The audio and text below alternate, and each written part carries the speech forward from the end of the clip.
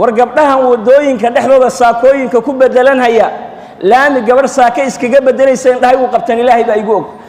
baraha bulshada waa aalado casri ah oo dadka ku nool dunida u isticmaalaan siyaabo kala duwan.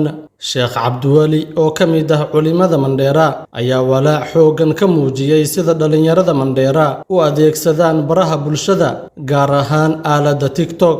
Waxa uu xusay in uu arkay dhalinyaro isugu jiro hablo iyo wiilal oo laamiyada magaalada Mandheera isaga duubayo muuqaalo iyo kuwo haweenkii xilli dambe wada caweynaya. Waxa uuna sheekha tilmaamay in waxa roob la'aanta keena ay ka mid tahay macsiyada, isagoo ugu baaqay dowladda, culimada iyo bulshadaba in arrinkaasi wax laga qabto.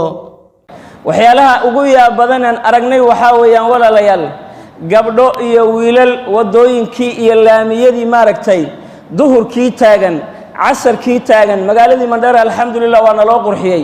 quruxdii magaaladu waxay sababtay inay dhalinyartu meel kasta oo bilic wanaagsan leh inay akhlaaq xumo la tagaan, inay fiidiyooyo iskaga soo duubaan, inay gabdhihii iyo wiilashii halkaa maaragtay waxayna qof dhiin un dareen diimeed leh ayna u adkaysan lahayn inay ka jirin macsiyadii inagoo u jeedno oo raalli ka ah ta ilaahay haddaan barino ilaahay baa ogso inagu aqbali walaalayaal.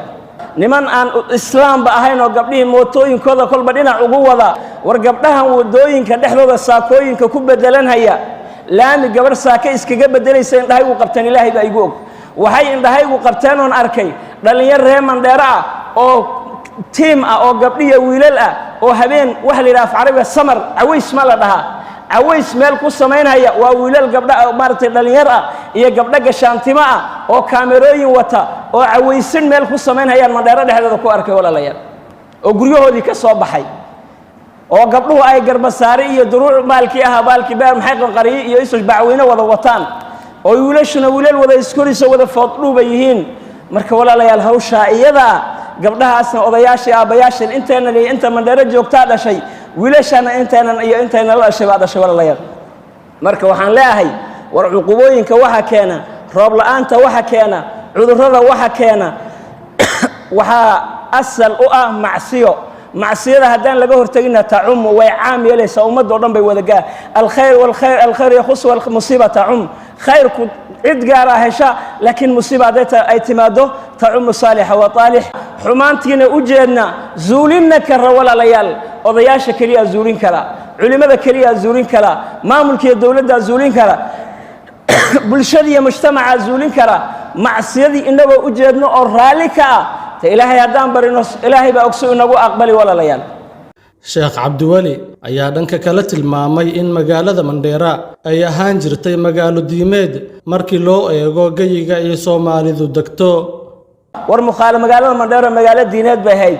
magaalada Mandheera waxaa lagu sheegi jiray in magaalooyinka ugu fiican tahay maaragtay Soomaalidu dhulkay degaan oo dhan Djibouti, Kenya, Soomaaliya, Ethiopia deegaanka intay Soomaali degto xarunta diintu Mandheera ay ahaan jirtay kolkii maaragtay dhaqanka iyo akhlaaqda iyo muuqaalka ilaa haddana afarkii uu ka sii jiraa oo gabar garbasaar qabto Mandheera dhexdeeda socota ma arkaysid laakiin dhulka kale oo dhawaad ku arkaysaan. war walaalayaal dacwada aan su kaalmaysanno war macsiyada iyo xumaanta laga hortago. si kastaba ha ahaatee sheekha ayaa hadalkan ka jeediyay isku soo bax roob doon ah oo xaddii hore lagu qabtay magaalada Mandheera. Cabdiqafaar Cumar Ibraahim Cabdiqafaar Habi warbaahinta Star ismaamulka Mandheera.